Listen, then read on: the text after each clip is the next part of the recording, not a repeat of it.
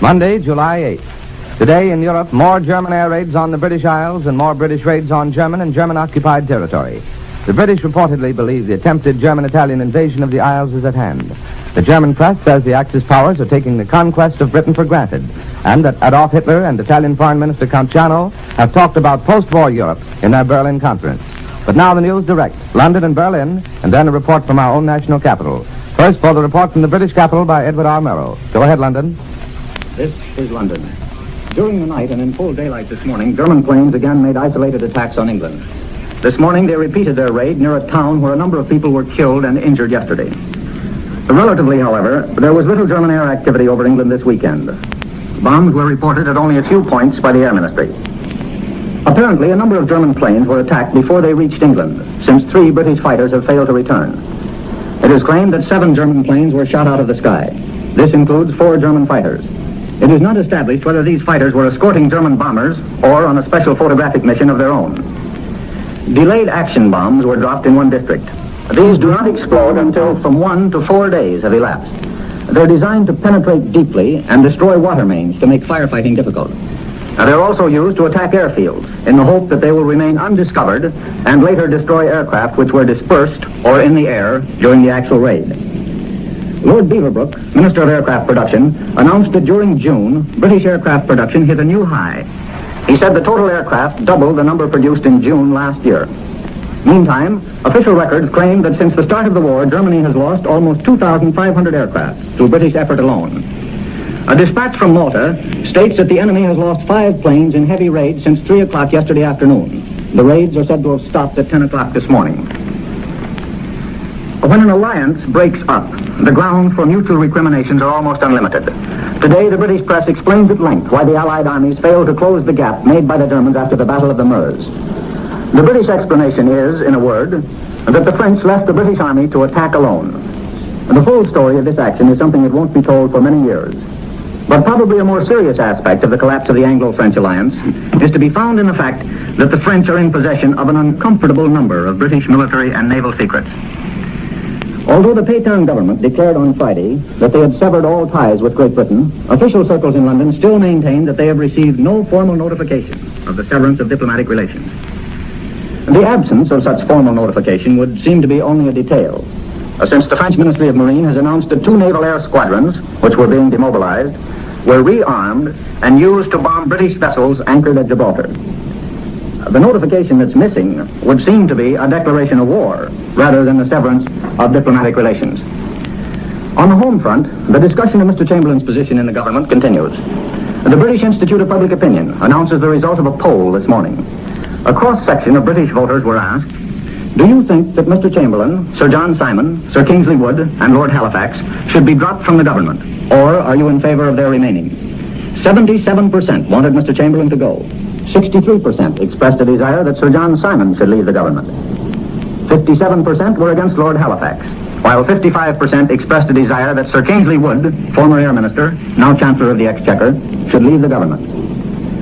Those who want to oust Mr. Chamberlain admit that he is still the leader of the largest party in the House of Commons, and that if he were to appeal to his friends, he could rally a very sizable block of votes. But his opponents say that this House of Commons, which has been sitting for nearly 5 years, is not an accurate reflection of public opinion. And so the argument continues. Mr. Geoffrey Shakespeare, the man in charge of Britain's children's evacuation scheme, has appealed to the United States to relax its regulations so as to permit a speed up in the flow of children from this country to America. There seems to be plenty of red tape on both sides of the Atlantic. So far as I can learn, people with money and influence have been the most successful in sending their children out of the country. As one working-class father said to me the other day, unless something is done to speed up this business, the children are going to be too old and feeble to travel by the time arrangements are made for them to leave this country. I return you now to CBS in New York. That was Edward R. Murrow reporting from London. Now here's the latest news from the Balkans. Romania's new Premier, Giurgiu, conferred in Bucharest today with the Italian ambassador. Dispatches report the belief that they discussed Hungarian claims upon Romania for the return of Transylvania to Hungary. And a dispatch from New Delhi, India, says the Working Committee of the Indian Nationalist Congress adopted a resolution demanding immediate and complete independence for India. Now we've received the news from London. In just a moment, we take you to the German capital for the report of our correspondent there. Go ahead, Berlin. This is Berlin.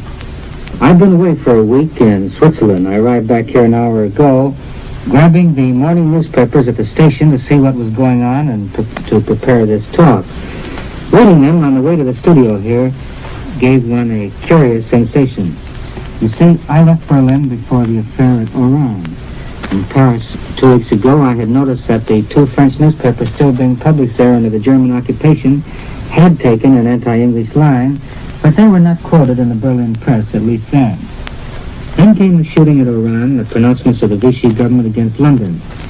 Now, the Berlin papers this morning concentrate almost entirely on news from French sources. And this French news is devoted to items for the most part against England. Hence the fact that for me, after a short absence, the Berlin papers this morning have an unfamiliar sight. Leading story in the Bay Z, for instance, is a have-on statement from Vichy about the French warships seized by the British at Plymouth, Portsmouth, and Southampton. Havas is quoted here in Berlin as saying that the French Admiral de Villain, in command of the French fleet in British waters, was arrested by English naval authorities. Havas also mentions dead and wounded in the struggle, it says, ensued before the French resistance was overpowered. This Havas report is a leading story on page 1 of the Bay Z. I turn to the Montagspost and find big headlines reading as follows. General Hunziker lashes Knickerbocker. And under the headlines, a statement given out by the French general who signed the armistice and who is now at Wiesbaden in Germany, where the Armistice Commission meets.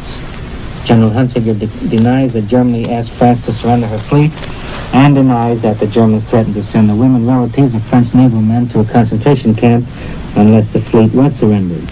A similar denial attributed to the French government is also published in the German press, which then goes on to attack Mr. Knickerbocker, to whom it refers always as the Jew Knickerbocker. What a change has come over Europe in a few weeks. Knickerbocker, who only a short time ago was a darling of the French government, now being sharply taken to task by the government of France. But of course, these changes hit you in the eye every time you pick up a newspaper over here. There's a Havas report published in my Berlin newspaper this morning saying that the French government at Vichy is planning to make France something like a totalitarian state, and that Mr. Laval is taking the initiative in doing away with the parliamentarian form of government in France. I heard that in Geneva last week, direct from Vichy, but here we have it confirmed in the German press.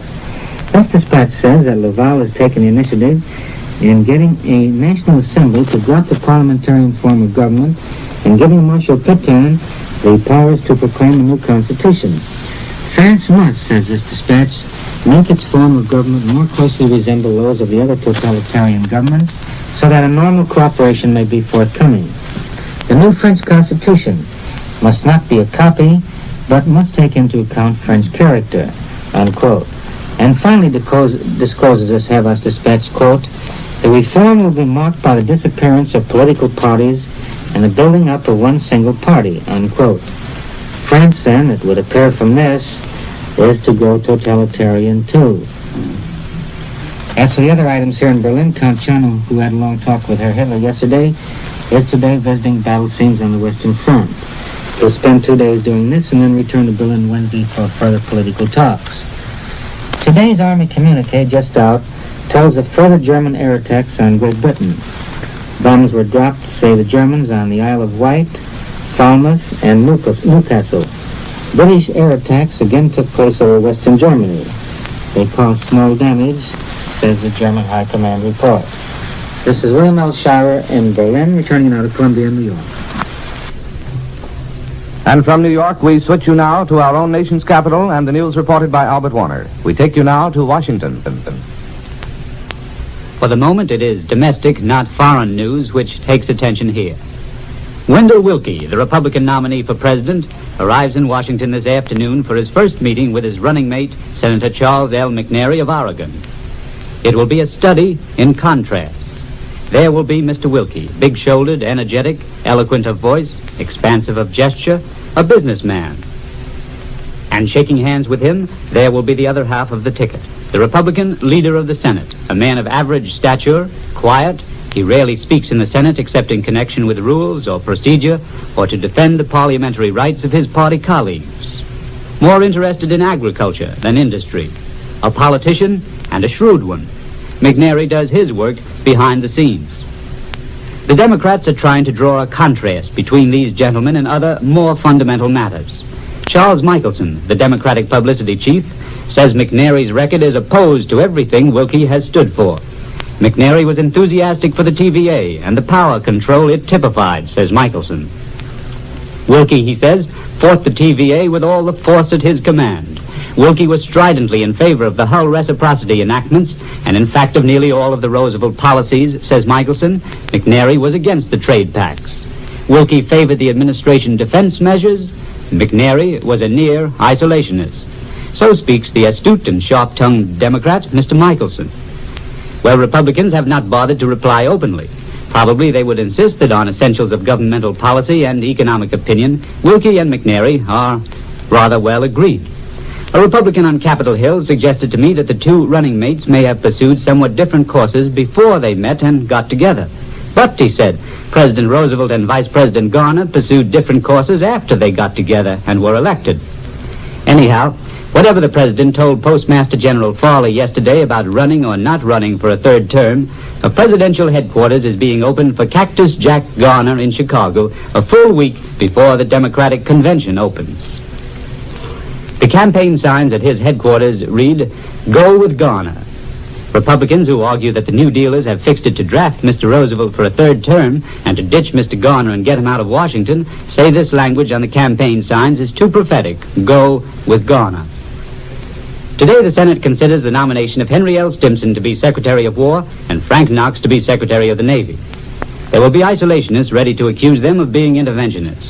Democratic Senator Wheeler, Republican Senators Vandenberg and Nye, and others will criticize the president for adding these particular Republicans to his cabinet. But a Senate majority will nevertheless confirm Stimson and Knox. Coming this week is a presidential request for another $5 billion for the Army and Navy. The Army will send its own recommendations for universal training to Congress, probably tomorrow. Representative Jack Dempsey of New Mexico, who is something of a miracle man when it comes to piloting ticklish bills through the House, will have his inning Tuesday. His pet project, the Hatch Bill, many times near death and just as often revived by Dempsey, will finally come before the House. This is the bill to apply a ban on political activity to state and local government workers paid with federal funds. The bill would prevent single campaign contributions in excess of $5,000. Now, the politicians of both parties are not too fond of this Hatch bill, but the $5,000 limitation may save it.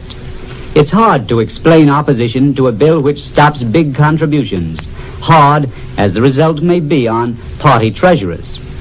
We return you now to New York. And with this news from Washington, we conclude this morning's report of national and international developments, which comes to you each morning at this time and each evening at 6:45 Eastern Daylight Saving Time. We listen to Edward R. Murrow reporting from London, William L. Shirer from Berlin, and Albert Warner, who just concluded his remarks from Washington. Larry Elliott speaking. This is the Columbia Broadcasting System.